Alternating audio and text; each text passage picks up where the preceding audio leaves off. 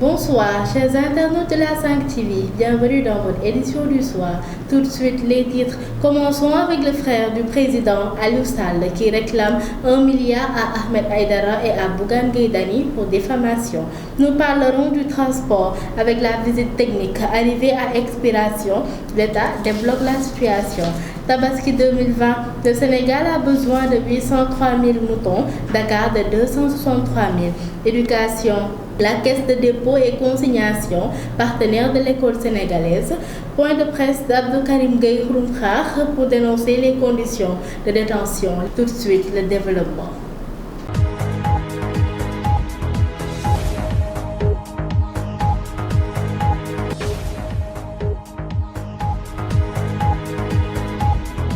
Commençons avec le frère du chef de l'État, Macky Sall. Selon les Échos, le procès entre le maire de Guédiawaye, Aliou Sall, et le journaliste Ahmed Aïdara a été appelé à la barre du tribunal correctionnel de Dakar. Aliou Sall réclame à Ahmed Aïdara et à Bougane Gueye Dany, à titre de dommages et intérêts, la somme d'1 milliard de francs CFA. Pour rappel, Aliou Sall avait porté plainte contre Ahmed Aïdara pour offense et diffamation à propos de la vente de la mairie de Guédiawaye à Auchan. Aliou Sall avait servi une citation directe au leader du mouvement Guédiawaye la Bokk. Venons-en au transport, c'est sans doute une bonne nouvelle pour les conducteurs de véhicules dont les visites techniques sont arrivées à expiration. L'État va leur accorder une nouvelle dérogation pour éviter les tracasseries policières récurrentes ces derniers jours. Intervenu sur RFM ce matin, le directeur des transports routiers, Cheikh Oumar Gueye, a rassuré les usagers de la route. Il a annoncé que les conducteurs dont les visites sont arrivées à expiration entre avril et mai vont pouvoir circuler jusqu'en octobre et jusqu'en septembre. Le document en attente de signature est sur la table du ministère de tutelle, annonce-t-il.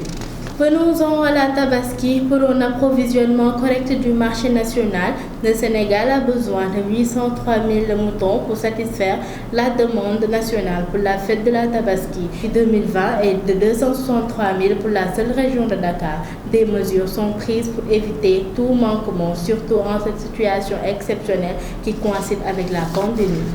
En éducation, le directeur général de la Caisse des dépôts et des consignations a reçu monsieur l'inspecteur d'académie de Pikine et Guédiawaye pour la réception des manuels scolaires produits dans le cadre d'une convention. La production des fascicules qui rentrent dans le cadre de la politique des responsabilités sociétales d'entreprise de la Caisse s'est déroulée selon un processus de sélection des professeurs du système aguerri accompagné de CRFPE et d'inspecteurs de spécialité sous le contrôle rigoureux de l'inspection générale de la formation qui a eu à valider toutes les productions, un travail de longue haleine qui connaît aujourd'hui une issue heureuse.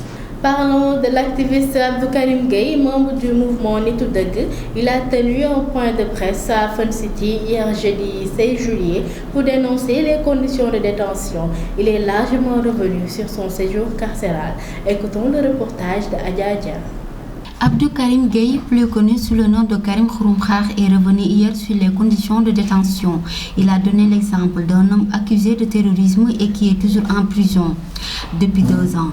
Étant malade, un autre homme du nom de Aline Badara est au niveau de la prison pour enrichissement illicite depuis 7 ans. Cet homme est diabétique et très malade. Il est actuellement au pavillon spécial de l'hôpital de Dantec. Ce sont des injustices à dénoncer et son séjour carcéral lui a permis de faire la rencontre de toutes ces personnes. Merci à Léoya Dada pour cet élément. Maintenant, parlons de la justice.